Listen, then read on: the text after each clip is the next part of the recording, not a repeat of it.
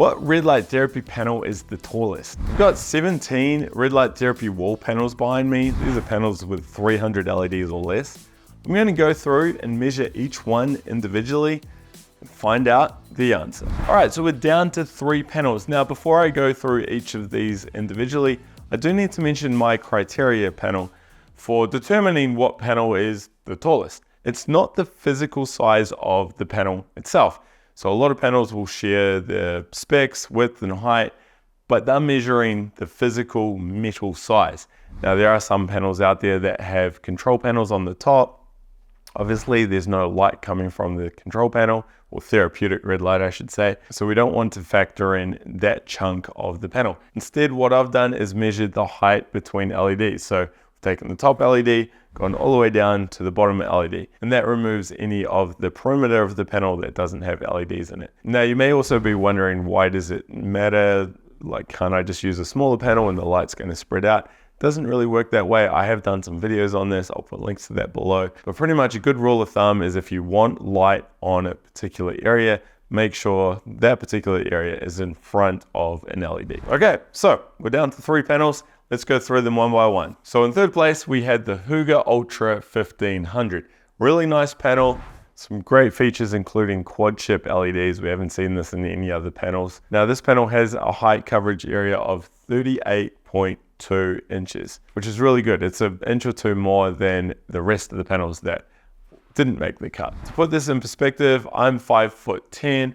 I could be standing in front of this at say 6 inches out, easily getting my whole head going down to say mid back. If I didn't care about my head and just wanted neck to toe sort of coverage, I'm not going to get neck to toe coverage, but I could easily get say from my neck down to mid thigh. But if you want something larger than that, then we look at the Gemba overclocked panel. This panel is actually 2 inches taller than the Huga panel, measuring 40.2 inches.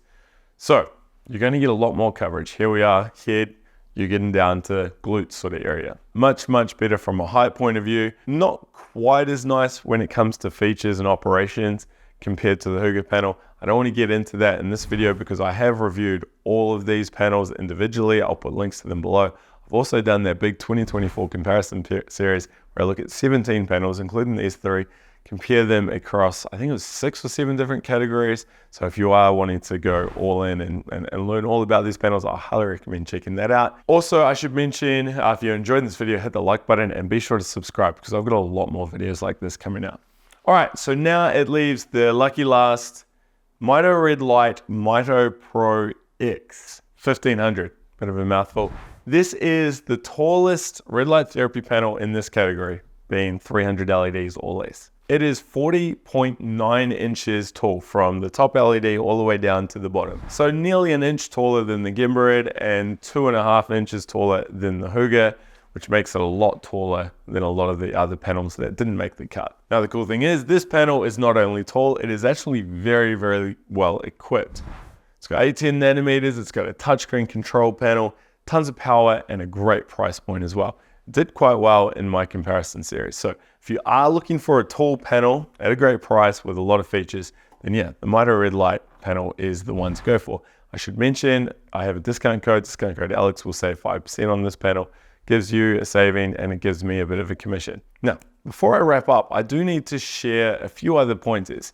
And please watch this before you rush out and buy this particular panel. Firstly, think about what you're trying to achieve with your red light therapy setup. If you just want one panel and as tall as possible, then yeah, the Mito Red Light Mito X is a great option. However, it may not be perfect. It's important to note that a lot of red light therapy panels are modular designed. That means you can get multiple panels, connect them together, operate them through one central control panel, and all of a sudden you literally have a head to toe panel, even shoulder to shoulder width. That's what I do with my own setup here in my home. I have 4 Biomax 900s all linked together and it provides full shoulder to shoulder, head to toe coverage. You can do that with these panels behind me. Huga has this function, Gemba doesn't, Mito Red Light does. So for instance, you could get 2 of these and put them on top of each other.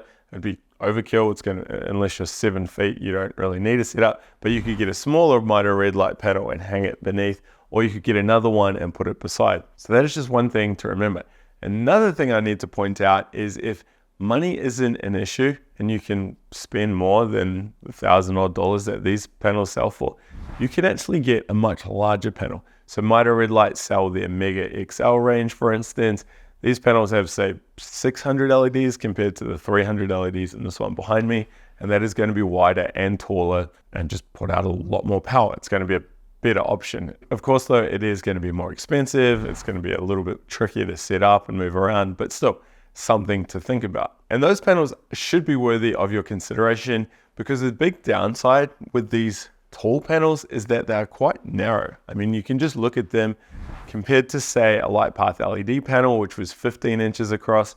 These are only around 9 or 10 inches. It means that, yeah, you're going to get a good vertical coverage of light, but you're lacking when it comes to the shoulder to shoulder width. Still though, if you've watched this video, chances are you want a tall panel, but it is just something to think about. Now, I have done a video looking at the widest panels in this category. I'll put a link to that down below. Otherwise, be sure to check out this video. It is my comparison series where I look at all of these panels and I factor in size in that comparison series. Check it out up here.